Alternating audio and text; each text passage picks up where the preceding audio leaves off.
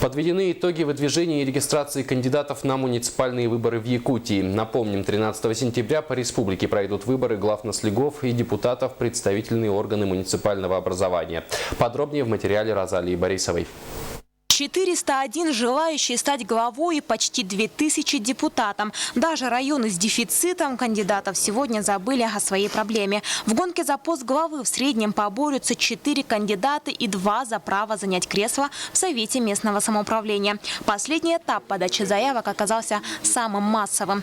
На последнем этапе выдвижения и политические партии, и самовыдвиженцы активно выдвигались, поэтому мы можем сказать о том, что выборы у нас состоятся повсеместно, то есть будет избрано больше 100 глав администрации и больше 1000 депутатов поселений.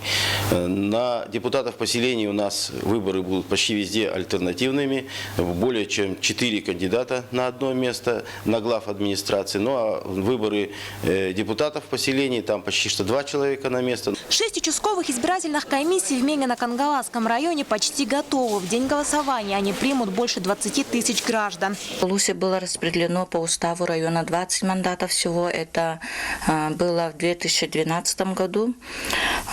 10 из них по одномандатным округам было распределено и 10 по политическим партиям. Всего в одном округе у нас количество избирателей составляет более 2000 избирателей. Так, в Мегинском округе тоже количество избирателей составляет 2023 избирателей. Среди кандидатов из политических партий наибольшее количество представлено из «Единой России». Всего из 30 действующих на территории Якутии кандидатов выдвинули лишь 7.